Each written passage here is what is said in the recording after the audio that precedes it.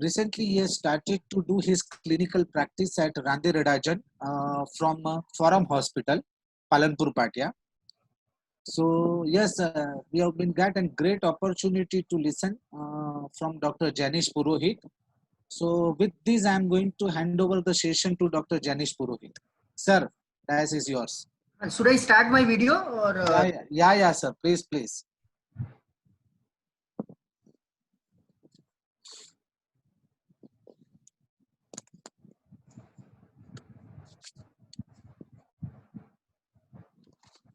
Okay. So should I start? Yes, sir. Good morning.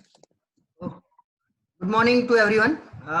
આપણે બધા હવે ગુજરાતમાં છે તો ગુજરાતી લેંગ્વેજ જ વધારે હું ટ્રાય કરીશ કે તમને બધાને મેઇન ગોલ આ લેક્ચરનો એવો છે કે તમને બધાને ખાલી એટલું મારા તરફથી મેસેજ મળે કે આપણે જોઈ રહેલા છે આજકાલ બધા મતલબ તમે પણ તમારી ઓપીડીમાં જોતા હશો કે દરેક ત્રીજો પેશન્ટ ડાયાબિટીસનો હોય છે અને અમે પણ અમારી ઓપીડીમાં જોઈએ છે કે દરેક પાંચમો પેશન્ટ ડાયાબિટીસનો એ ડાયાબિટીસ વિથ કિડની ડિઝીઝ હોય છે.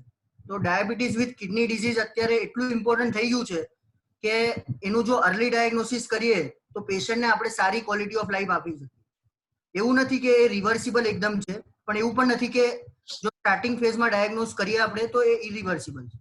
તો મેઇન મારા આ લેક્ચરનો ગોલ એ જ છે કે તમે એક એવો મેસેજ લઈને જાઓ કે આપણે ડાયાબિટીસના દર્દીને કઈ રીતે કિડની ડિઝીઝ માટે ઇવેલ્યુએટ કરવું અને જો કિડની ડિઝીઝ હોય તો કઈ રીતે એને ટ્રીટ કરવું અને ક્યારે નેફ્રોલોજીસ્ટને આગળ રિફર કરવું. તો મેઇન ગોલ આપણો એ છે અને આઈ હોપ કે આ લેક્ચર પછી તમને એટલું થોડું ઘણું સારી એવું માહિતી એના વિશે હું આપી શકું. તો આપણે આ લેક્ચર આટલા હેડિંગની અંદર જોઈશું. એમાં આપણે પેથોજિનેસિસ, રિસ્ક ફેક્ટર અને જે પેથોલોજી છે એ એટલું ઇમ્પોર્ટન્ટ નથી અત્યારે આપણી ક્લિનિકલ પ્રેક્ટિસ માટે. તો હું એની ડિટેલમાં નહીં જઈશ, પણ બાકીનું બધું છે એ હું ટ્રાય કરીશ કે તમને સારી રીતે હું એ સમજ પાડી શકું. Okay, so let's begin with the introduction. તો ઇન્ટ્રોડક્શનમાં પહેલા તો આપણું જોઈએ કે અત્યારે ડાયાબિટીસની હાલત શું છે. તો બીકોઝ ઓફ એજિંગ પોપ્યુલેશન ડાયાબિટીસનો રેટ અત્યારે બહુ વધી રહ્યો છે. કેમ? કારણ કે અત્યારે હોસ્પિટલ ફેસિલિટી, હોસ્પિટલ કેર અને એ બધું એટલું સારું છે કે જ્યારે જે પહેલા લાઈફ સ્પાન જે આપણો નોર્મલ ઇન્ડિયન 60 ની નીચે જેટલા યર્સ જીવતો હતો એ અત્યારે સારી હેલ્થ કેરના લીધે એનું જે લાઈફ સ્પાન છે 67-70 છે. એટલે જે ડાયાબિટીસના લીધે કિડની ડિઝીઝ થાય છે, ડાયાબિટીસનું ડાયગ્નોસિસ છે એ પણ વધી રહ્યું છે. બરાબર. સેકન્ડ વસ્તુ, આપણે અત્યારે વેસ્ટર્નાઇઝેશન મતલબ હવેની જે પણ જનરેશન છે, ઇવન આપણે પણ ઇન્ક્લુડ થઈ જઈએ એમાં. આપણે જોઈ શકીએ કે મેકડોનાલ્ડ એ બધામાં જઈએ, they are predisposition for the obesity અને they are predisposed for the development of diabetes. સો આ ત્રણ ફેક્ટર છે જેના લીધે અત્યારે ડાયાબિટીસ ગ્લોબલ એપિડેમિક બની ચૂક્યું છે. It's a global epidemic disease. So it is the highest considering the non-communicable epidemic disease. It is the highest prevalence of the diabetes now in the world. Okay.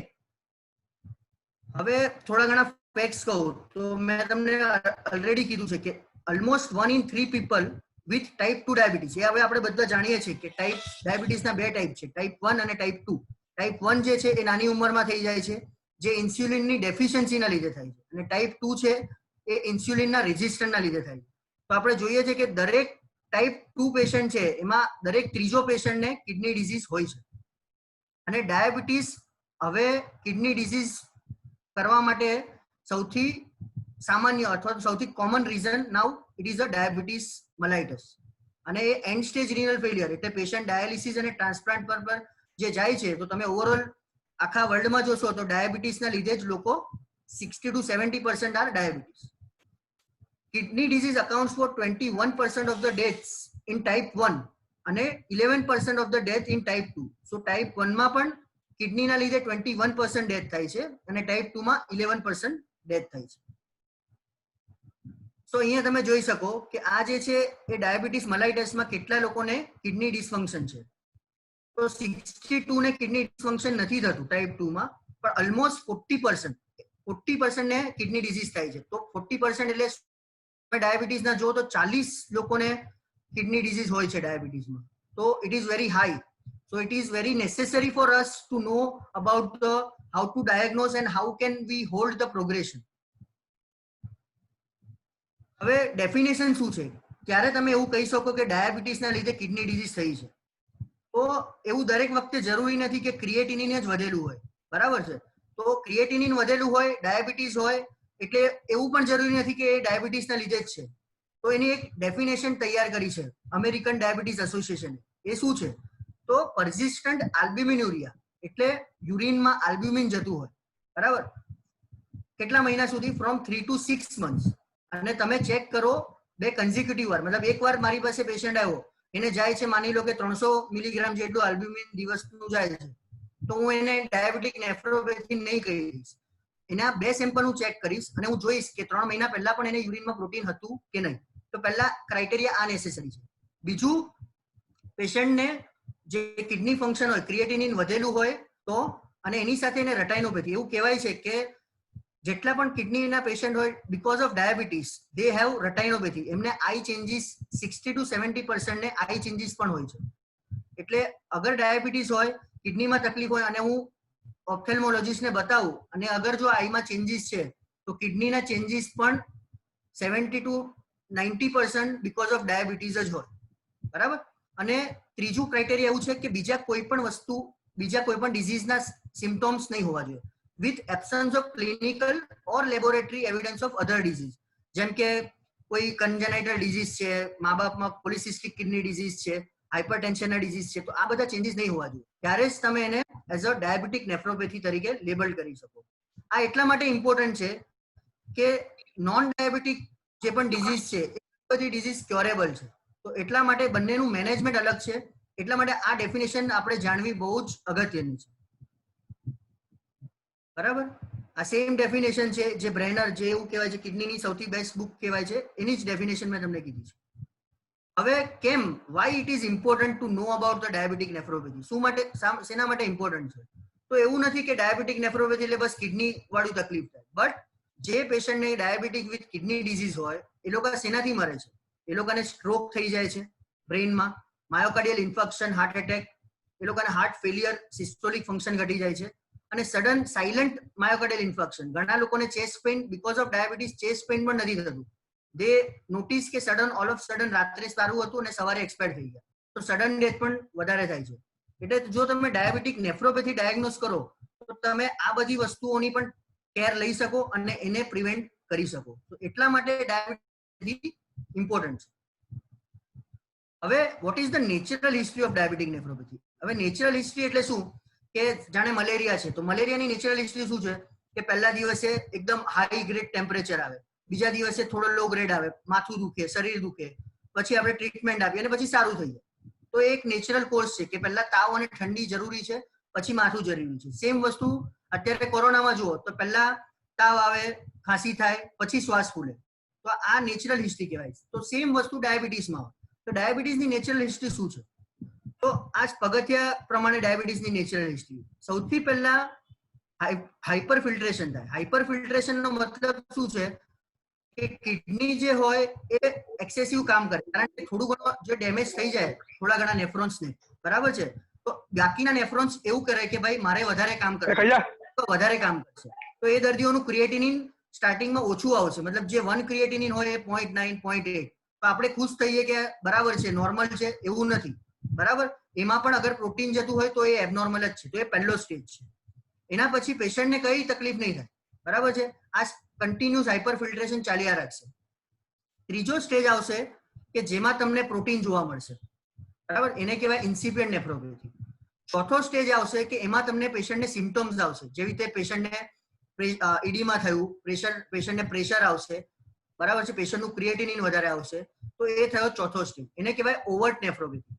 અને આ અગર આપણે halt નહીં કરીએ તો એ પેશન્ટ જશે ડાયાલિસિસ તરફ, એને કહેવાય એન્ડ સ્ટેજ રીનલ ડિઝીઝ. તો આ 5 સ્ટેજોમાંથી ડાયાબિટીસનો દર્દી પાસ થાય છે. અહીંયાથી એન્ડ સ્ટેજ રીનલ નહીં જાય એનું ધ્યાન રાખવાનું કામ આપણા બધાનું મળીને છે. કારણ કે એવું જરૂરી નથી કે દરેક પેશન્ટ મારી પાસે આવે, તમારી પાસે પણ આવે, તો આપણે બધા મળીને ડાયાબિટીસના દર્દીઓને આ સ્ટેજ પહોંચતા રોકી શકીએ.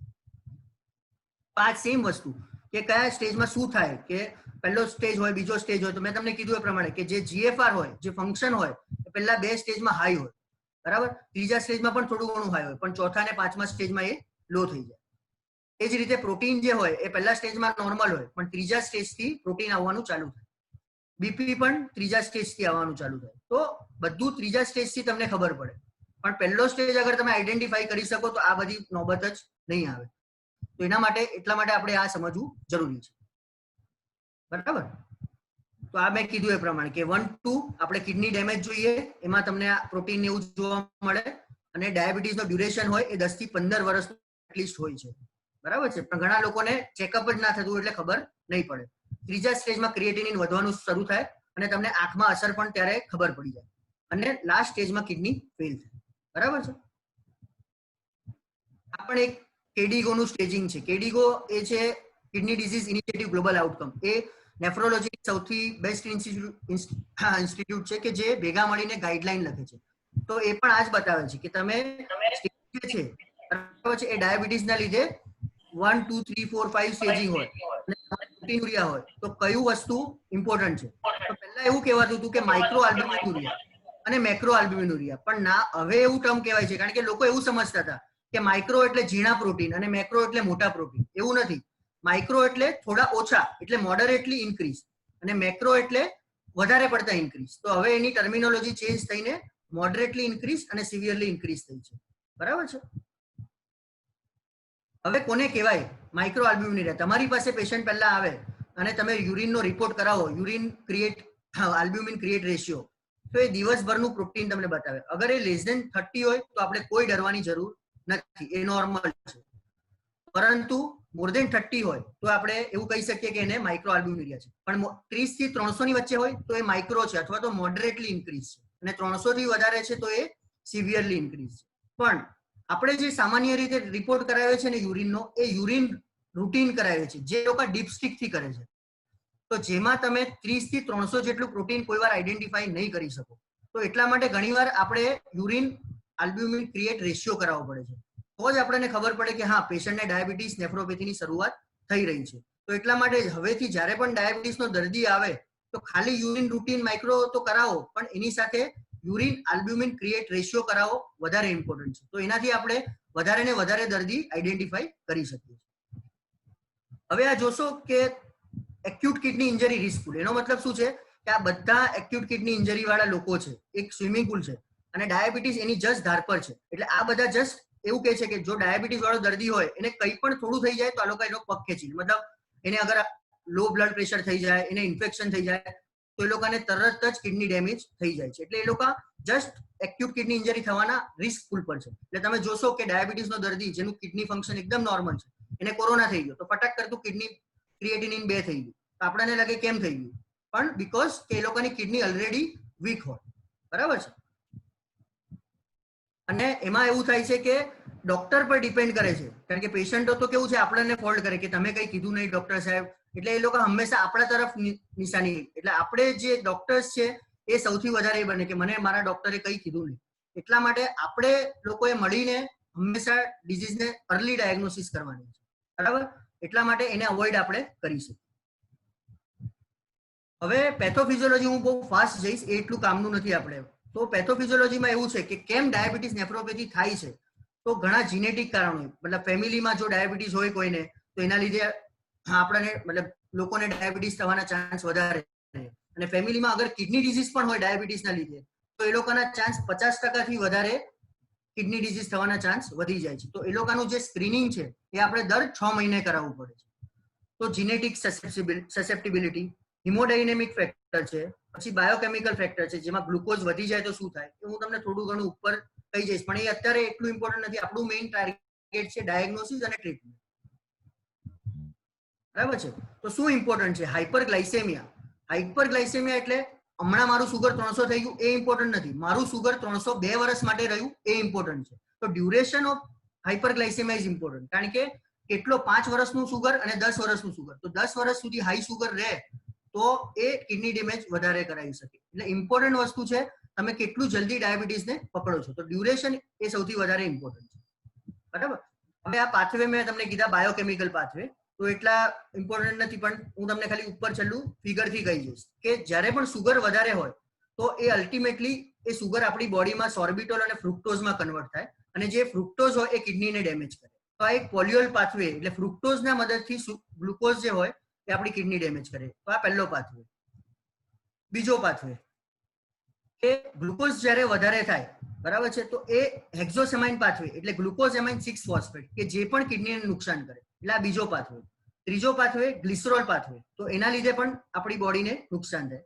અને ચોથો પાથવે એડવાન્સ ગ્લાયકેશન એન્ડ પ્રોડક્ટ્સ, કે ગ્લુકોઝ વધે તો તમારી ગ્લાયકેશન એન્ડ પ્રોડક્ટ્સ વધે અને એ પણ બોડીને નુકસાન કરે. તો આ 4 પ્રોડક્ટ સાથે મળીને કિડનીને નુકસાન કરે અને એના લીધે કિડની ઇન્જરી થાય છે. બરાબર. આ હેક્ઝોસેમાઇન પાથવે મેં કીધું કઈ રીતે એક્ટ કરે. બરાબર. અને છેલ્લું છે પ્રોટીન કાઇનેસ સી.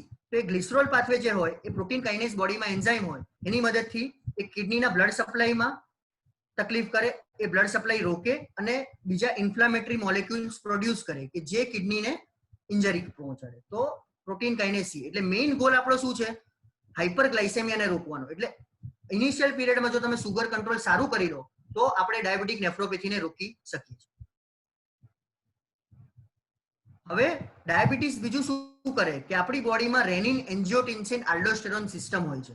બરાબર. એનું કામ શું? જ્યારે સુગર વધારે હોય ત્યારે એ સિસ્ટમ એક્ટિવેટ થાય અને એનો જે છેલ્લો પાથવે છે આલ્ડોસ્ટેરોન છે. આલ્ડોસ્ટેરોન કિડનીમાં શું કરે? કિડનીને ઇન્જરી કરે, હાર્ટને પણ નુકસાન પહોંચાડે અને વેસલને પણ નુકસાન પહોંચાડે. એટલે આપણે જો એ આલ્ડોસ્ટેરોનને રોકી લઈએ તો આપણે આ 3 વસ્તુથી બચી શકીએ. એ કેવી રીતે રોકવાનું એ આપણે જોઈએ છીએ. બરાબર છે. હવે હાઇપરટેન્શન. તો આપણે ઘણીવાર જોઈશું કે તમારી પાસે બી દર્દી આવશે ને કે ભાઈ સાહેબ મારી પાસે 10 વર્ષથી મને ડાયાબિટીસ છે. તમે એનું બ્લડ પ્રેશર માપશો તો 140 150 હશે. તો આ બંને સાયમલ્ટેનિયસ સાથે જ આવે છે ગિફ્ટમાં. ડાયાબિટીસના દર્દીને હાઇપરટેન્શન ગિફ્ટમાં આવે છે. તો એટલા માટે ડાયાબિટીસમાં હાઇપરટેન્શન એટલા માટે કોમન હોય છે કે ઇન્સ્યુલિન રેઝિસ્ટન્સ હોય છે જે આપણને હાઇપરટેન્શન માટે પ્રોન કરે છે. અને હાઇપરટેન્શન વધારે પડતી પાછી કિડનીને ડેમેજ કરે. એટલે આપણો ગોલ શું છે? સુગર કંટ્રોલ કરવો અને બીજો ગોલ છે આપણો હાઇપરટેન્શન કંટ્રોલ કરવો. અગર આ બે કંટ્રોલ કરશું તો આપોઆપ પ્રોટીન કંટ્રોલ થશે અને કિડની ડેમેજ થતું પ્રોગ્રેશન જે 5 વર્ષ રહીને થવાનું છે એને આપણે 10 વર્ષ સુધી ખેંચી શકીશું. હવે કઈ રીતે તમે ફંક્શન અસેસ કરશો? તમારી પાસે પેશન્ટ આવ્યું ડાયાબિટીસનું તો તમે શું કરાવશો સ્ટાર્ટિંગમાં? તો તમે યુરિનરી આલ્બ્યુમિન ક્રિએટ રેશિયો, આ ઇન્વેસ્ટિગેશન દરેક લેબોરેટરી હવે કરે છે. અને કોઈ પણ સેમ્પલ, પ્રિફરેબલી સવારનું મોર્નિંગ સેમ્પલ આપો તો એ વધારે સારું છે, પણ કોઈ પણ સેમ્પલમાં આપી શકો.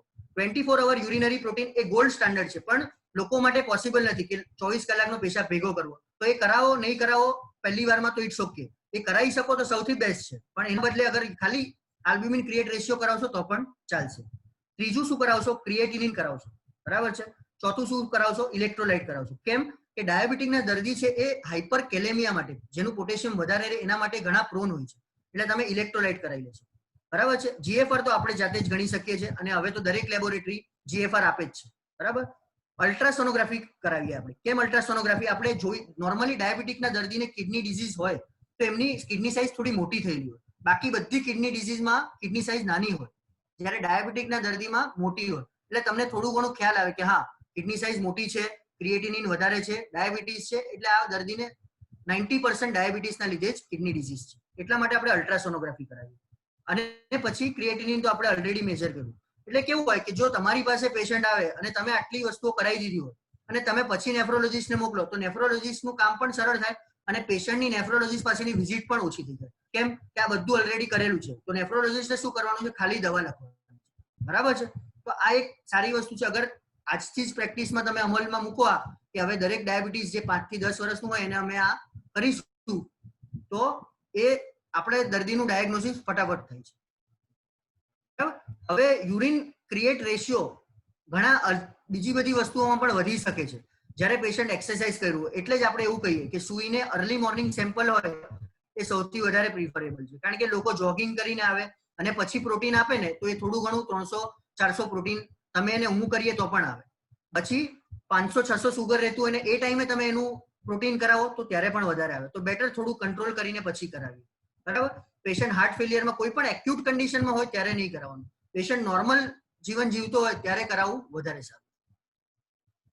બરાબર. તો આ થયું આપણે ડાયગ્નોસિસ માટે શું કરશું. હવે આપણે નેફ્રોપેથી રોકવાની છે. હવે તમારી પાસે હવે મારી પાસે દર વખતે પેશન્ટ નહીં આવી શકે. પેશન્ટ તમારી પાસે જ ફોલોઅપ લેશે. તો તમે બેઝિકલી તમે શું કરી શકો છો? એટલી અથવા તો તમે બીજી ક્યારે પાછા રિફર કરી શકો છો. તો તમારો આપણે 3 મેઇન ગોલ આપણે સેટ કર્યા કે ગ્લુકોઝ કંટ્રોલ કરવાનું, પ્રેશર કંટ્રોલ કરવાનું અને પ્રોટીન કંટ્રોલ કરવાનું. તો આપણો ગોલ શું હોય? આપણે HbA1c કરાવીએ છીએ પેશન્ટ. તો ઇન્સ્યુલિન પર જ્યારે પેશન્ટ હોય તો આપણો HbA1c નો ગોલ 7% હોય છે, અને જ્યારે ઇન્સ્યુલિન પર નથી હોતો એટલે નોર્મલ માણસ હોય તો આપણે HbA1c નો ગોલ 6.5 રાખીએ છીએ. બ્લડ પ્રેશરનો ગોલ ડાયાબિટીસના દર્દીઓ માટે આપણે 140/90 રાખીએ છીએ. હવે નવી ગાઈડલાઈન છે એમાં 120/80 કે છે, પણ ઇન્ડિયનમાં એવું છે કે આપણા ઇન્ડિયનમાં આપણે હજી પણ લોકો, કારણ કે વારે ઘડીએ ડોક્ટર પાસે આવતા નથી અને ઘરે બીપી મશીન હોતું નથી, એટલે આપણે 130/80 જેટલો કન્સિડર હજી પણ કરીએ છીએ. અધરવાઇઝ અમેરિકન સોસાયટી અને બધી ગાઈડલાઈનમાં હવે 120/80 ગાઈડલાઈન એવું રાખીએ તો પેશન્ટને વધારે બેનિફિટ એવું કહે છે. સ્મોકિંગ એને કહેવાનું કે સ્મોકિંગ નથી કરવાનું. અને વેસલ ડેમેજ મોસ્ટલી જ્યારે ટાઈપ 2 ડાયાબિટીસ 5 થી 10 વર્ષનો હોય ને તો એ લોકોને ઓલમોસ્ટ એટેક ને એવુંની હિસ્ટ્રી હોય છે. તો ત્યારે આપણે લિપિડ લોવરિંગ માટે એટોર્વાસ્ટેટિન કે કોઈ પણ બીજું સ્ટેટિન આપીએ છીએ. તો આ 4 વસ્તુ અગર આપણે કરીએ તો પેશન્ટને ડાયાબિટીસ નેફ્રોપેથી પ્રિવેન્ટ કરી શકીએ છીએ. આ છે પ્રાઇમરી પ્રિવેન્શન. પ્રાઇમરી પ્રિવેન્શન મતલબ શું? પેશન્ટને હજી સુધી ક્રિએટિનિન યા પ્રોટીનુરિયા થયું નથી, પેશન્ટ હજી નોર્મલ જ છે અને તમારી પાસે આવ્યું છે, તો આટલું અગર આપણે કરશું તો એનું પ્રોટીનુરિયા પણ થતું અટકી જશે. બરાબર છે? તો આ પ્રાઇમરી પ્રિવેન્શન છે. હવે માની લો કે એકવાર થઈ ગયું પછી શું કરશો તમે? બરાબર છે? તો આ થઈ ગયા પછી અગર જો આપણે તો પણ સુગર કંટ્રોલ કરીએ છીએ તો સુગર કંટ્રોલ કરવાથી ખાલી કિડનીને ફાયદો નથી. તમે જોશો તો સુગર કંટ્રોલ કરવાથી ઓવરઓલ પેશન્ટ 21% જેટલા લોકોની મોર્ટાલિટી ઘટે છે. 14% લોકોને હાર્ટ એટેક આવતો ઓછો થઈ જાય. 12% લોકો જે હોય તો એને સ્ટ્રોક, બ્રેઇન એટેક આવતો ઓછો થઈ જાય છે. અને આંખની જે કોમ્પ્લિકેશન છે એ 37% લોકોમાં આપણે સુગર કંટ્રોલથી ઓછી કરી શકીએ છીએ. ત્યારે જ્યારે જો આપણો સપોઝ HbA1c 9% હોય અને આપણે 8% કરીએ ને ત્યારે આ ડેટા છે. એટલે વિચારો કે અગર આપણે 7 ને 6 કરીએ તો આ ડેટા ઓલમોસ્ટ 2 ગણો થઈ શકે છે. તો આપણો મેઇન ગોલ છે સ્ટાર્ટિંગમાં HbA1c જે હોય એને ઘટાડવા. બરાબર? અને આ સ્ટડીમાં પ્રૂવ થયું છે. યુકેપીડીએ સ્ટડી છે લંડનની, એ 15,000 પેશન્ટની છે. 15,000 પેશન્ટ એટલે ઘણા કહેવાય, અને એમાં આ પ્રૂવન છે. બરાબર છે? હવે આપણો ગોલ શું છે કે પેશન્ટને ડાયાબિટીસ થયું પછી આપણે શું ગોલ કરવાનો? બીપી ઓછું કરવાનું. કેટલું? તો 140/90, પ્રિફરેબલી 130/80. શેનાથી કરવાનું? તો બ્લોક રેનિન એન્જિયોટેન્સિન સિસ્ટમ, એ મેં તમને આગળ કીધું, ACE ઇનિબિટર અને ARB. તમે જોશો કે તમારી પાસે એનાલાપ્રિલ, ટેલ્મિસાર્ટન, વેલ્સાર્ટન, રામીપ્રિલ, આ બધા ડ્રગ આવે છે. તો એ બધા ડ્રગ આપણે પ્રિફરેબલી એ ફર્સ્ટ ડ્રગ છે તો એ આપવાનું. ત્રીજું, ઇમ્પ્રુવ ગ્લાયસેમિયા, સુગર કંટ્રોલ આપણું 6.5% થી ઓછું હોવું જોઈએ. ચોથું, કોલેસ્ટેરોલ, LDL કોલેસ્ટેરોલ જે હોય જેને બેડ કોલેસ્ટેરોલ કહેવાય, એ કેટલું હોવું જોઈએ? 100 થી ઓછું. અને પ્રિફરેબલી જેને હાર્ટ એટેક આવ્યો હોય એને 70 થી ઓછું હોય તો એ સૌથી વધારે સારું. આ થઈ ગયું. તો આ બેઝિક 4 મેનેજમેન્ટ છે.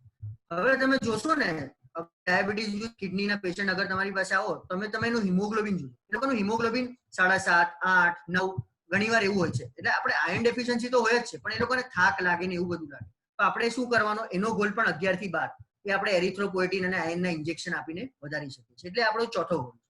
પાંચમો ગોલ છે એસ્પિરિન. જ્યારે હાર્ટ એટેક ને એવું આવ્યું હોય આપણે એસ્પિરિન આપીએ. અને લાસ્ટમાં બધાને કહેવાનું કે સ્મોકિંગ બંધ કરવાનું. તો મેઇન આપણો આ ટાર્ગેટ્સ છે.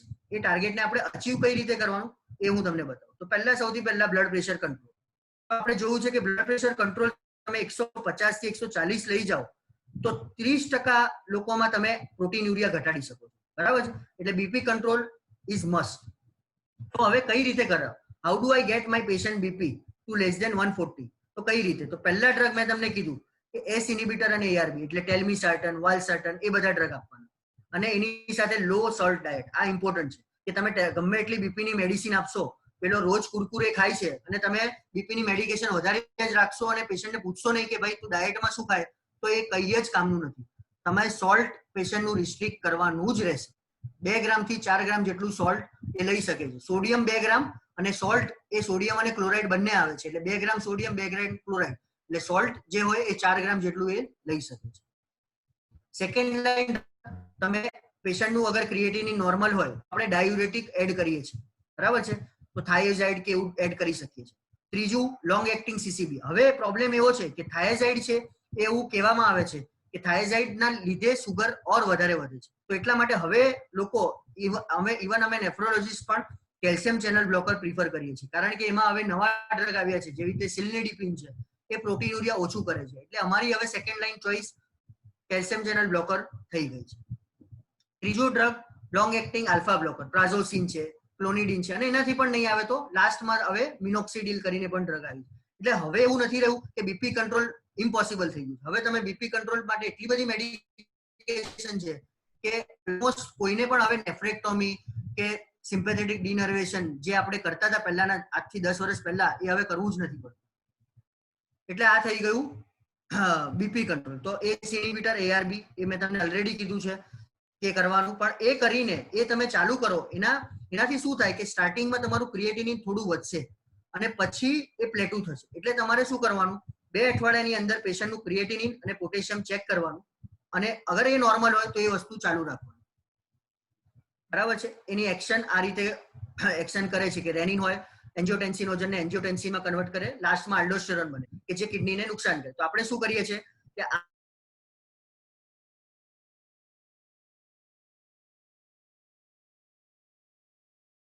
ને આપણે બ્લોક કરીએ છીએ, એટલે કિડનીને જે ઇન્જરી થતી હોય આના લીધે એ ઓછી થાય. હવે એ દરેક દીવાની સાઈડ ઇફેક્ટ હોય, તો એ રીતે આની પણ એડવર્સ ઇફેક્ટ હોય. તો એવું કહેવાય છે કે એસ ઇન્હિબિટર છે, રામિપ્રિલ, એનાલાપ્રિલ, એમાં 40% લોકોમાં કફ થાય છે. એટલે ઘણા લોકો છે ને તમારી પાસે ડ્રાય કફ લઈને આવશે, તમે એક્સરે કરાવી લેશો, બધું કરાવી લેશો, એ બધું નોર્મલ આવશે. પછી તમે એની મેડિકેશન લિસ્ટ જોશો તો એનામાં કોઈ વાર છે ને એનાલાપ્રિલ અને એવું જોવા મળે, બરાબર, અને ખાસ કરીને ફિમેલમાં. તો તમારે એ ડ્રગ થોડા માટે બંધ કરવાની. તમે જોશો તો 7 દિવસમાં પેશન્ટનો કફ ઓછો થઈ જાય છે. તો cough is very common with ACE inhibitor, બરાબર. એન્જિયોઇડીમાં એ બહુ ઓછા ટકા લોકોમાં થાય છે. હાઇપર કેલેમિયા અને રિનલ ફેલિયર એટલા માટે ઇમ્પોર્ટન્ટ છે, એ પણ ઓછા ટકા લોકોમાં થાય, પણ એ પેશન્ટને ડ્રાસ્ટિક કોમ્પ્લિકેશન કરાવી શકે. એટલે આપણે 2 વીક પછી બોડી આપણી એડેપ્ટ થઈ જાય છે. એટલે 2 વીક પછી એ વસ્તુ હાઇપર કેલેમિયા, અનલેસ કે તમે ડોઝ ચેન્જ કરો. તો પોટેશિયમ અને ક્રિએટિનિન જ્યારે પણ આ દવા ચાલુ કરો તો 2 અઠવાડિયામાં મપાઈ લેવાનું. વધારે થાય તો આપણે ડોઝ થોડો ઓછો કરવો પડે. 30% જેટલું ક્રિએટિનિન વધી શકે તો એમાં ચિંતા નહીં કરવાની. અગર 30% થી વધારે વધે છે તો આપણે ડોઝ થોડો ઓછો કરવાનો, બરાબર છે. કોને પોટેશિયમ વધારે થઈ શકે, તો જેને ઓલરેડી ક્રિએટિનિન વધારે હોય તો એને પોટેશિયમ વધારે થઈ શકે. જે લોકો સ્પાઇરોનોલેક્ટોન કે આવા ડ્રગ પર હોય એને થઈ શકે. જે લોકો ડાયાબિટીસ હોય એને થઈ શકે. તો આ બધા જે અગર ઓલરેડી હોય એમાં તમે જ્યારે ડોઝ કરો તો ઓછા ડોઝથી હંમેશા સ્ટાર્ટ. અને કોને રિનલ ફંક્શનમાં પ્રોબ્લેમ થઈ શકે કે રિનલ આર્ટરી સ્ટિનોસિસ, એટલે જેની ઓલરેડી રિનલ વેસલ હોય એમાં બ્લોકેજ હોય, જેને હાર્ટની પ્રોબ્લેમ હોય, તો એ બધાને રિનલ ફંક્શન તરત ડિટોરિએટ થઈ શકે. તો આ બધા પેશન્ટમાં જ્યારે ડોઝ તમે ચાલુ કરો તો લોઅર ડોઝથી હંમેશા ચાલુ કરો, બરાબર છે. આલ્ડોસ્ટેરોન બ્લોકિંગ એજન્ટ પણ એના એવિડન્સ એટલા બધા નથી, તો આપણે એટલું યુઝ નથી કરતા. પણ હા, જો પેશન્ટનું બીપી 3-4 ડ્રગથી પણ નથી આવતું તો લાસ્ટમાં આપણે સ્પાઇરોનોલેક્ટોન એડ કરીએ છીએ. હવે એવું કહેવાય છે કે એસ ઇન્હિબિટર અને એઆરબી બંને અગર પ્રોટીન ઓછું કરીએ તો બંને ડ્રગ આપણે સાથે આપી દઈએ તો પ્રોટીન એકદમ ઓછું થઈ જાય. થિયરિટિકલી આ વસ્તુ બરાબર છે કે હા, અગર બંને વસ્તુ કરીએ તો પ્રોટીન એકદમ ઓછું થઈ જાય. તો હા, પ્રોટીન એકદમ ઓછું થઈ જાય કારણ કે તમે પહેલું બ્લોકેજ અહીંયા કરો છો, બરાબર છે, અને બીજો બ્લોકેજ અહીંયા કરો છો. તો અગર 2 બ્લોકેજ કરો તો ઓબ્વિયસલી છે કે તમારું આ વસ્તુ નહીં થાય. પણ આના લીધે પુરાવા એવા મળે છે કે એ વસ્તુ કરવાથી એક્યુટ કિડની ઇન્જરી અને હાઇપર કેલેમિયા 5 ગણું વધી જાય છે. એટલે એ વસ્તુ એડવાઇસ નથી. એટલે એ બંને વસ્તુ કોમ્બિનેશન નહીં કરવાનું. એટલે તમે રામિપ્રિલ પણ આપો, ટેલ્મિસર્ટન પણ આપો, એ વસ્તુ નહીં કરવાની, એ રિકમેન્ડેડ નથી, બરાબર છે. હવે ખાલી એસએઆરબી તમે આપો તો પેશન્ટની ડાયાબિટીક નેફ્રોપેથી મટી જાય છે તો ના. તો આ ગ્રાફમાં તમે જોઈ શકો છો કે પેશન્ટ એક છે કે જેનો આપણે કોઈ એસીઆરબી આપ્યા નથી, તો એનો જીએફઆર જે છે એ દરેક વર્ષે 10 ml જેટલો ઘટે છે. એટલે એનું ક્રિએટિનિન છે એ 2 માંથી 4, 4 માંથી 8 એવી રીતે થાય છે જો આપણે કંઈ નહીં આપીએ તો. પણ જો આપણે એસ કે એઆરબી આપીએ ને તો એનું જીએફઆર જે 10 ml ઘટતું હતું એ વર્ષમાં 6 ml ઘટે છે. એટલે એ રિનલ ફેલિયર પહેલા એને 4 વર્ષમાં થવાનું હતું, એ 6 વર્ષમાં થશે. પણ બંને કોમ્બિનેશન આપીએ તો એ વર્ષ ઘટે છે, પણ ઘણીવાર આ વર્ષ સુધી એ લોકો જીવતા જ નથી રહેતા, કારણ કે હાઇપર કેલેમિયા અને એક્યુટ કિડની ઇન્જરીથી જ એ લોકો મરી જાય.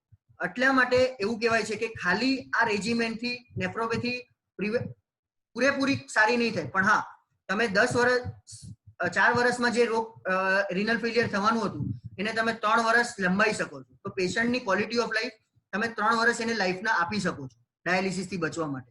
બરાબર છે. તો એટલા માટે આ ડ્રગ ઇમ્પોર્ટન્ટ છે. તો ખાલી આ જ ડ્રગ, બીજું કોઈ ડ્રગ છે? વોટ ઇઝ બિયોન્ડ ધ રાસ બ્લોકેડ? બરાબર, રાસ બ્લોકેડ ની બિયોન્ડ શું છે? બરાબર, તો કેલ્શિયમ ચેનલ બ્લોકર કહેવાય છે. હવે હું એ તમને એક બીજું આપણે કેલ્શિયમ ચેનલ બ્લોકર વિશે જોઈએ.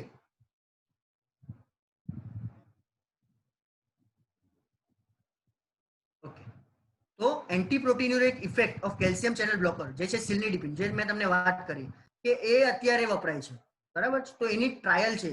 હંમેશા evidence base practice is must.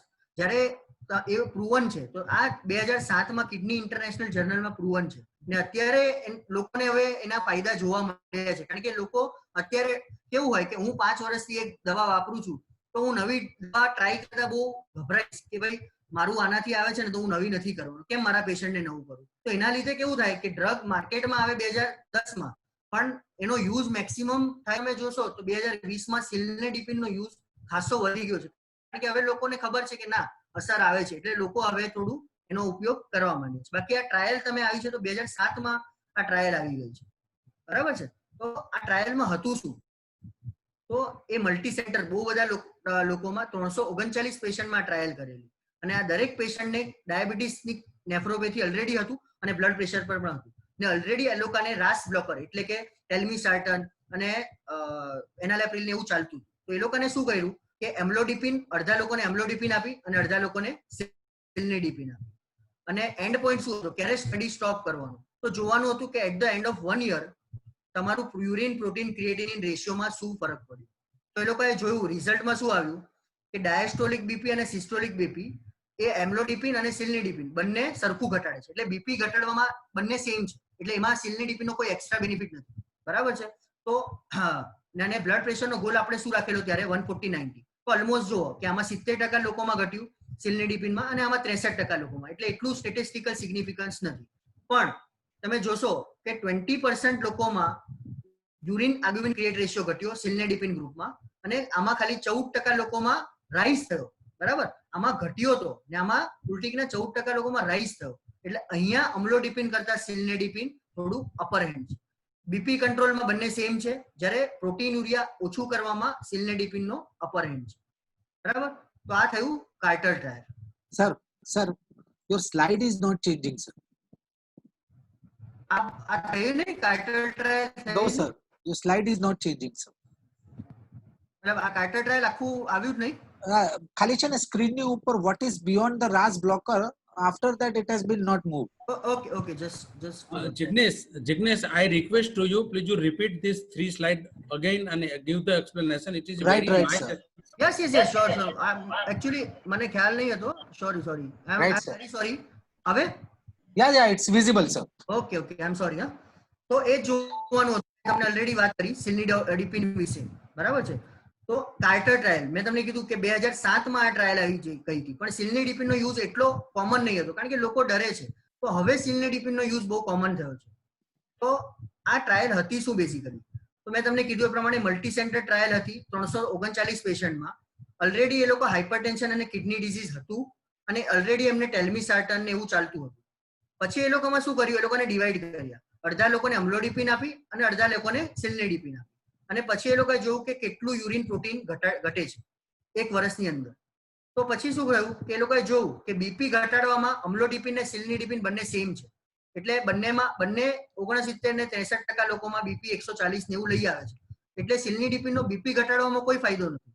પણ સિલ્નીડિપિન 20% લોકોમાં પ્રોટીનુરિયા ઓછું કરે છે, જે આલ્બ્યુમિન જે છે એ ઓછું કરે છે, જ્યારે અમ્લોડિપિન વાળા ગ્રુપમાં 14% લોકોમાં આલ્બ્યુમિન વધ્યું છે. એનો મતલબ શું થયો કે બીપી ઘટાડે બંને છે, પણ પ્રોટીન ઓછું કરવામાં જે ફાયદાકારક છે એ સિલ્નીડિપિન છે, જ્યારે અમ્લોડિપિન પ્રોટીનુરિયા વધારે છે. તો એટલા માટે સિલ્નીડિપિન વધારે ઇમ્પોર્ટન્ટ અત્યારે આજકાલ માર્કેટમાં ટેલ્મિસાર્ટન સાથે એટલીસ્ટ કિડની વાળા પેશન્ટમાં ઇમ્પોર્ટન્ટ છે. ઓકે, હવે આપણે પાછી આપણી જૂની સ્લાઇડ પર જઈએ.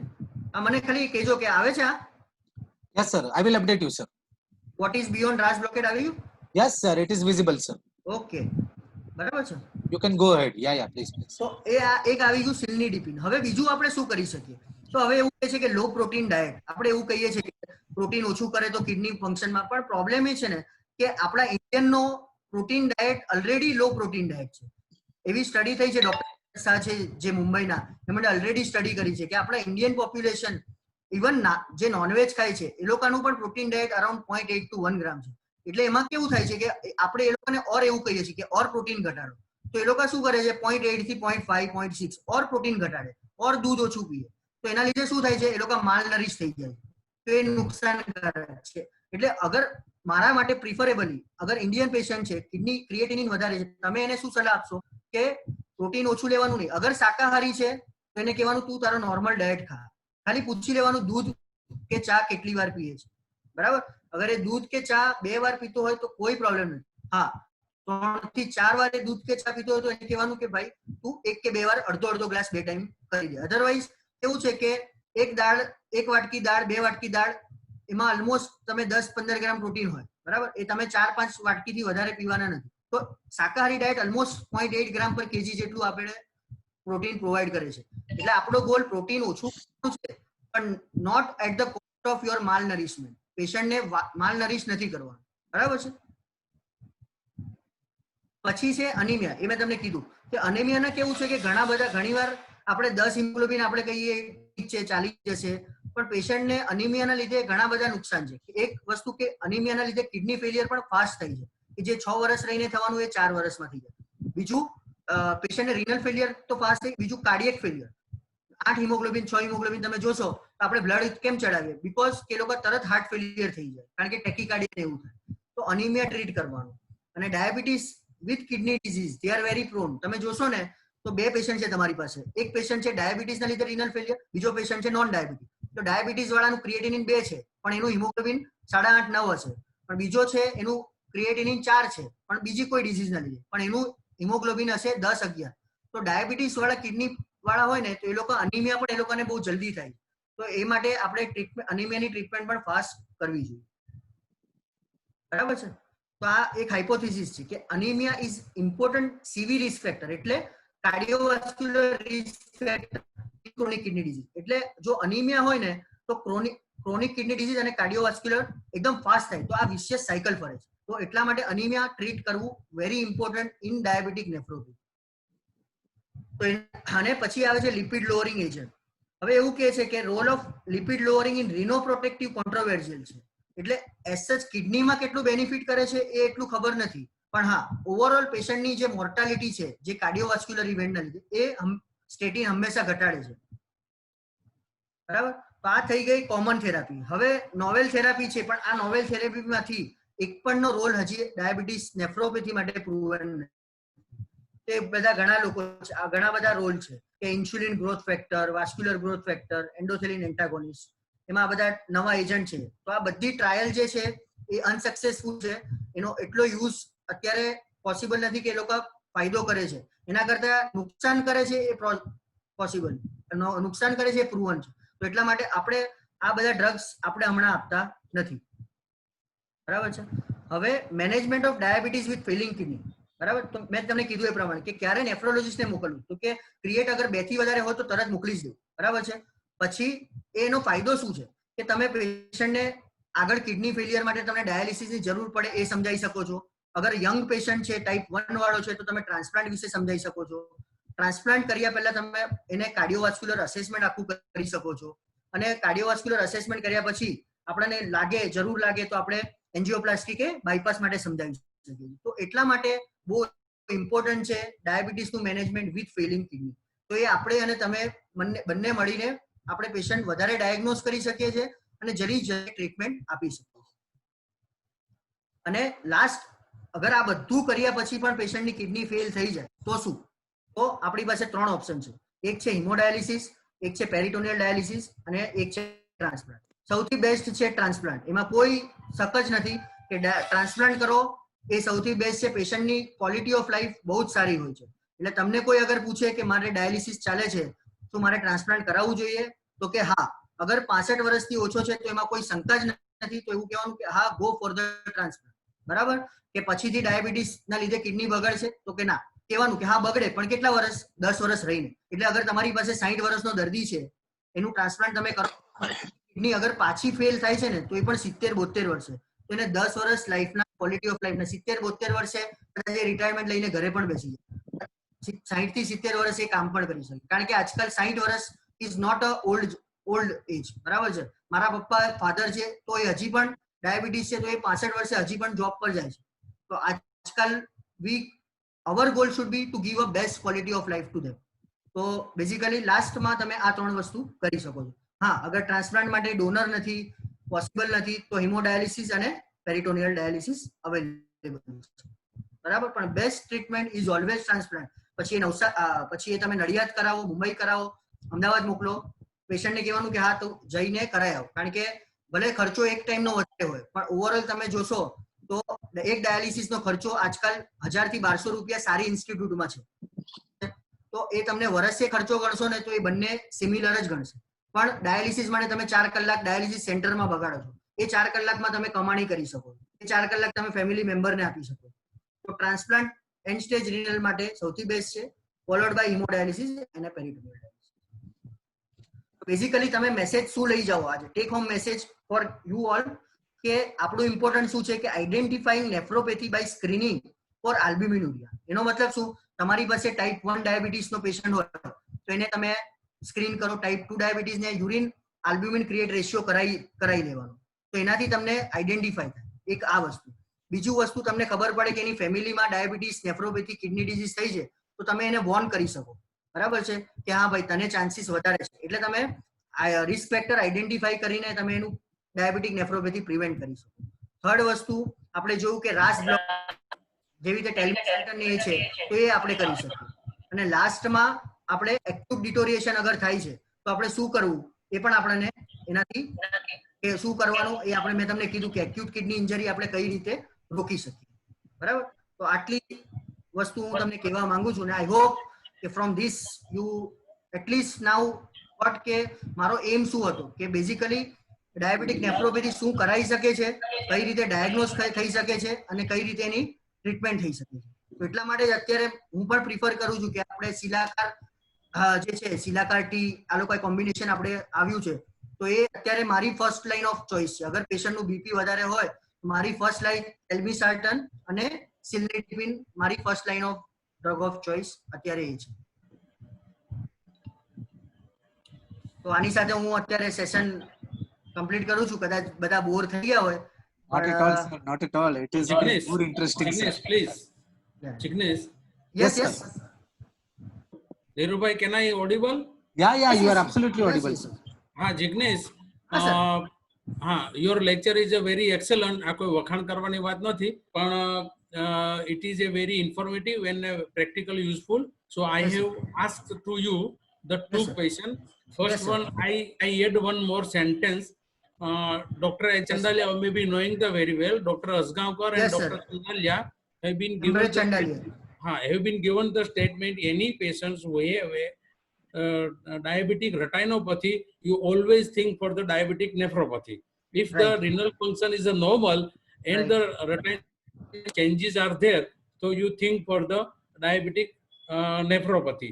This type of explanation is given by Dr. Asgaonkar and Dr. S.B. Chandalia.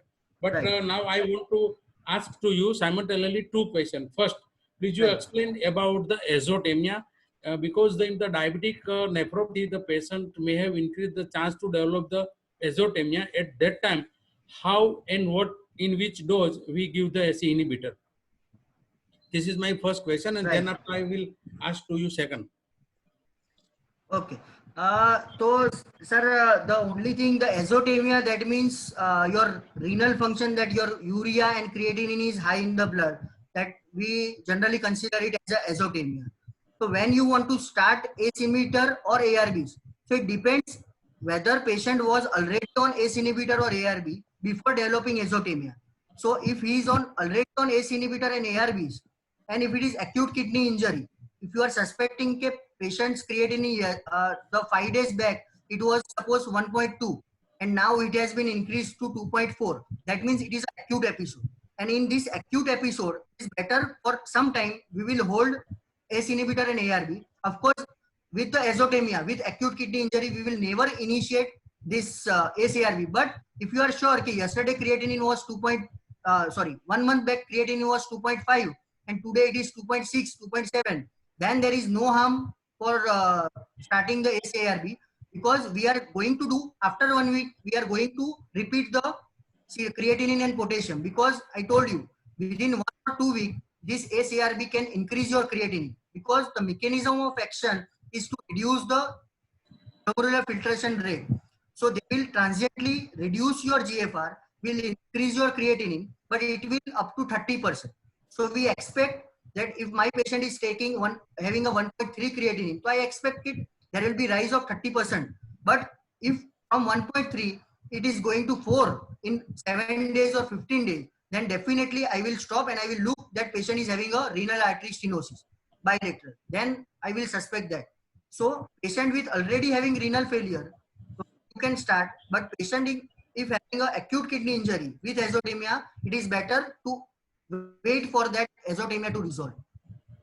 Okay, Jignesh, you have nicely explained about the anemia and the diabetes. Right. Suppose the patient have a anemia, any type, either the iron deficiency anemia or the Right. megaloblastic anemia. Right. So suppose the any type of anemia, so can we give the iron tablet or the vitamin B? Suppose the patient have megaloblastic, require the vitamin B12, and Right. suppose the patient have iron deficiency, so can we give the iron tablet orally or any other route with the diabetes management?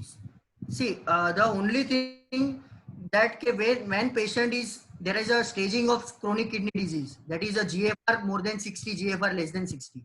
Okay, oral and IV both have a same compliance, same bioavailability.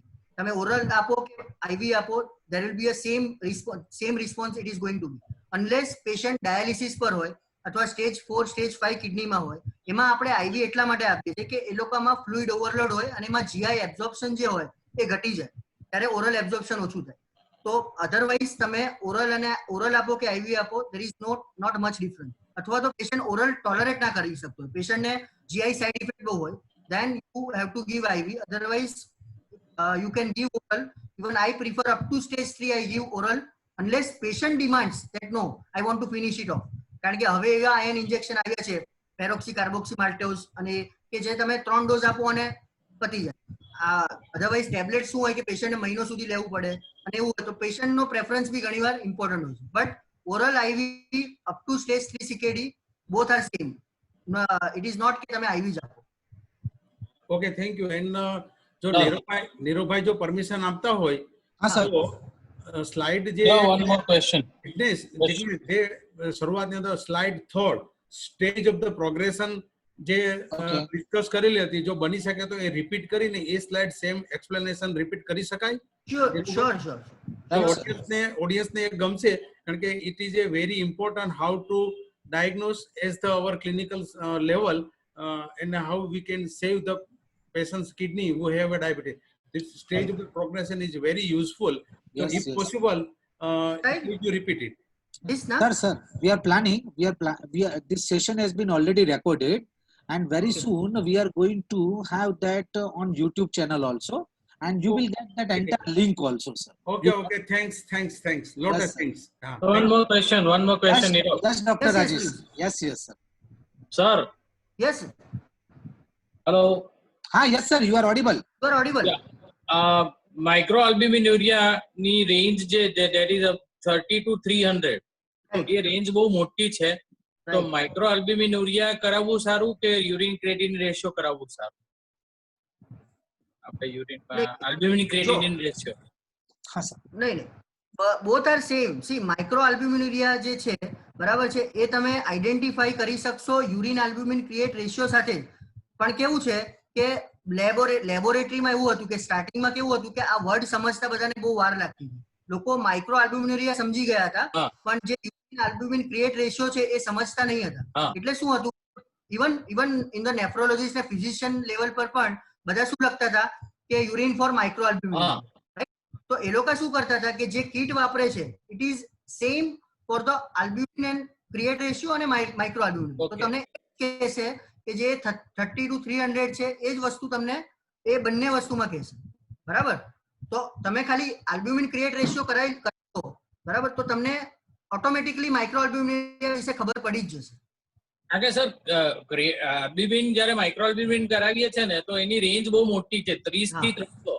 એટલે પેશન્ટનું 60 આવે તો બી એ normal ગણાય અને 250 આવે તો બી normal ગણાય. તો નહીં ડેમેજ નથી ખબર પડતું કે એકચ્યુઅલી કયા સ્ટેજનું ડેમેજ થયું છે.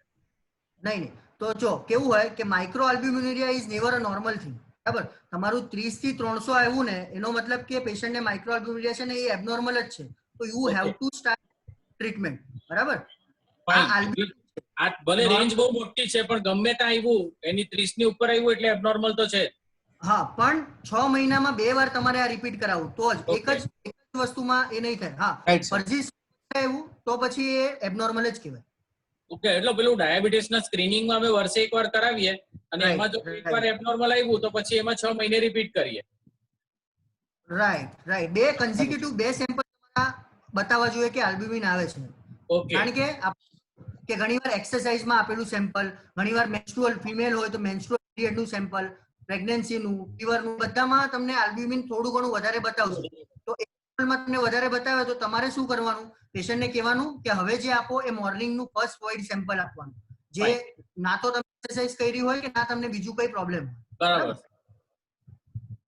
કે પેલું જે સર વન મોર એટલે જસ્ટ ક્લેરિફિકેશન, કારણ કે જે તમે આપણે યુરિનમાં આલ્બ્યુમિન ક્રિએટિન રેશિયોનું જે રિપોર્ટ આવે છે ને તેને ઇન્ટરપ્રિટ કરવાનું થોડું અઘરું પડે છે. હા, ના હવે હું તમને શોર્ટમાં એ વસ્તુ શું છે એ સમજાવ. બરાબર, હવે નોર્મલી હું ને તમે છે એ એક દિવસમાં અરાઉન્ડ આપણું ક્રિએટિનિનમાં જે જાય છે એ 20 mg પર કેજી હોય છે કે 20 mg પર કેજી હોય છે. બરાબર, ઓલમોસ્ટ. અને અપ ટુ મેલમાં 25 mg, 20 mg પર કેજી. ઓકે, એટલે તમે 20 mg પર કેજી ગણો તો 60 કિલોનો માણસ હોય. બરાબર, તો એક 60 એટલે 1200 મિલીગ્રામ ક્રિએટિનિન આપણી બોડી એક્સક્રીટ કરે છે. બરાબર. હા, તો 1200 મિલીગ્રામ એટલે આપણે એને રાઉન્ડ ધ ફિગર 1 ગ્રામ લઈ શકીએ. બરાબર, એટલે તમે આલ્બ્યુમિન ક્રિએટ રેશિયોનો રિપોર્ટ જોશો તો એ લોકોએ શું લખ્યું હશે? 30 mg પર ગ્રામ. બરાબર, એનો મતલબ 1 ગ્રામ ક્રિએટિનિન હોય જ્યારે યુરિનમાં જતું હોય એની સામે 30 મિલીગ્રામ પ્રોટીન યુરિનમાં જાય છે. ઓકે, એટલે 1 ગ્રામ એને કેમ આપણે 24 કલાકનું ગણી શકીએ? કારણ કે 24 કલાકમાં પણ 1 ગ્રામ જેટલું જ ક્રિએટિનિન યુરિનમાં જાય છે. એટલે તમારે ઇન્ટરપ્રેટ એ રીતે કરવાનું કે કેટલા ગ્રામ પર કેટલા મિલીગ્રામ પ્રોટીન છે. બરાબર, okay, Got it, boss. Thank you sir. Okay Sir, any questions from audience, sir?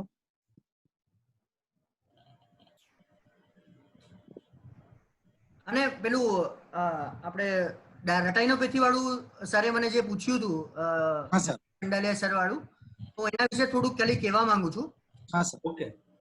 હા, તો એમાં શું છે ને, સેન્ટેન્સ કઈ રીતે તમે ઇન્ટરપ્રેટ કરો ને એના પર છે. બરાબર, એ રટાઇનોપેથી હોય એને નેફ્રોપેથી હોય એ સેન્ટેન્સ એ રીતે નથી બોલાતું. એ રીતે સેન્ટેન્સ બોલાય છે કે તમે એક જ સેન્ટેન્સને બે રીતે બોલી શકો. એક વસ્તુ, 60% diabetic nephropathy will have a diabetic retinopathy. બરાબર, but it is not vice versa. 60% diabetic retinopathy will not have diabetic nephropathy. કારણ કે retinopathy બહુ પહેલાથી સ્ટાર્ટ થઈ જાય છે. Right, so it is a simultaneous thing, right? Very true, sir. Thank you. Any other questions from audience? Sir, એક સવાલ છે doctor Agrawal. Yes sir, please. આપણે ઓલ્ડ એજમાં હાઇપોનાઇટ્રેમિયા થાય, નેફ્રોલોજિસ્ટનો ઓપિનિયન જરૂરી છે, એના વિશે કંઈ કહેશો? રાઈટ, હાઇપોનેટ્રેમિયાની વાત કરો છો ને? Right sir. હા, હવે જો હાઇપોનેટ્રેમિયા જ્યારે પણ થાય છે ને, તો હવે હાઇપોનેટ્રેમિયા 3 ટાઈપના હાઇપોનેટ્રેમિયા આવે છે. બરાબર છે? એક આવે હાઇપોવોલેમિક હાઇપોનેટ્રેમિયા, એક આવે યુવોલેમિક હાઇપોનેટ્રેમિયા અને એક આવે હાઇપરવોલેમિક હાઇપોનેટ્રેમિયા. એનો મતલબ શું કે પેશન્ટના બોડીમાં કેટલું વોલ્યુમ છે એ ડિપેન્ડ કરે છે. અને નોર્મલી હાઇપોનેટ્રેમિયા જે છે ને એ સોડિયમ ઓછું થવાના ડિસઓર્ડરના બદલામાં પાણી વધારે થઈ ગયું છે બોડીમાં, એનો ડિસઓર્ડર છે. બરાબર, એટલે નોર્મલી જ્યારે સોડિયમ તમારું ઓછું હોય તો તમારે આ ત્રણમાં ડિવાઈડ કરવાનું. હવે ડાયરિયા બહુ થઈ ગયા છે અને સોડિયમ ઓછું છે, તો એનો મતલબ કોઝ કારણ એ હોય. પેશન્ટ ડાયુરેટિક પર છે, કોઈ ડ્રગ લે છે, એસિક્સ લે છે અથવા તો થાઇઝાઇડ લે છે, તો એ લોકોને યુરિન લોસ થાય. એટલે સોડિયમ લોસ ક્યાંથી થાય? ક્યાં તો યુરિન થી, ક્યાં તો જીઆઈ. એ જ વસ્તુમાંથી આપણે શરીરમાંથી સોડિયમ જાય. અને ત્રીજું સ્વેટિંગ થી, બહુ એક્સેસિવ સ્વેટિંગ હોય તો.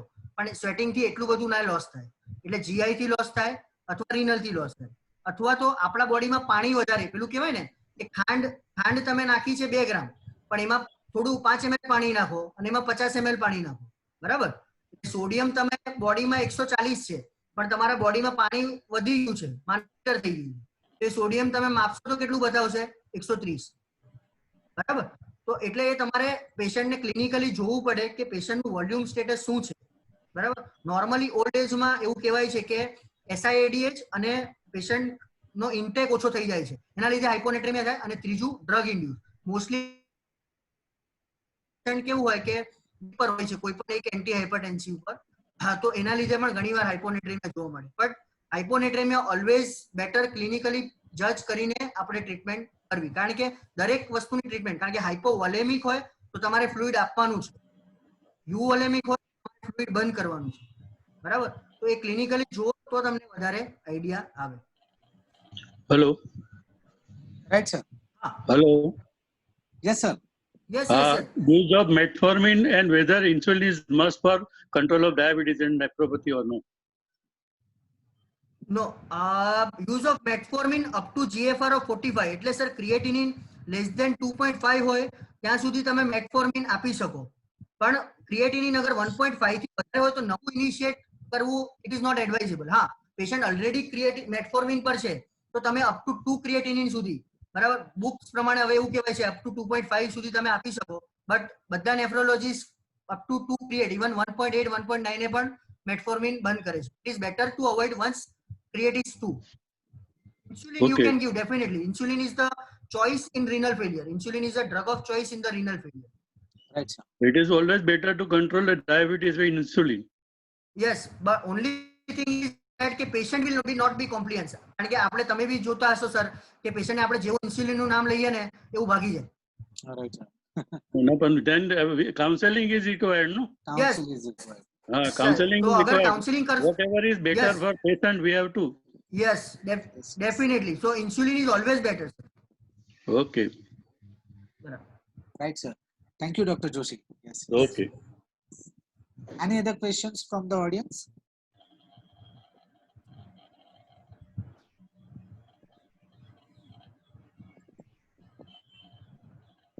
Yes, sir. But overall, Dr. Janice Purohit, it has been very approachable and very, very હું understood. અત્યારે also. અડાજણમાં Right, sir. સોમથી શુક્ર ત્યાં રહું છું. કોઈ પણ તમને ડાઉટ હોય, મારો નંબર પણ છે નીરવભાઈ પાસે, કોઈ Right, પણ sir. ડાઉટ હોય તમે મને ગમે ત્યારે મેસેજ પણ કરશો, ફોન પણ કરશો, તો હું હંમેશા તમને આગળ કઈ રીતે કરવું આપણે પેશન્ટને, તો આપણે હંમેશા કરશું, Yes, બરાબર? yes. અને Thank you. અટેન્ડમાં છું એટલે ગમે ત્યારે તમે કોઈ પેશન્ટ જોવું હોય કે એવું હોય તો પણ આપણે ઈઝી થઈ શકે છે. Right, sir.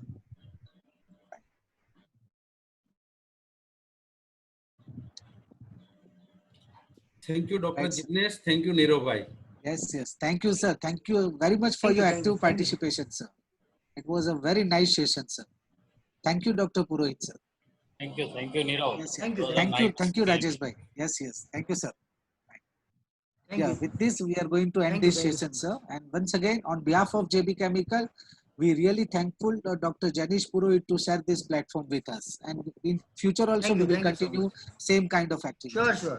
Anytime. Thank you, anytime. sir. Yes, yes. Have a nice day, sir. Please, please. Have a nice day Okay, to sir. all. Thank you, sir.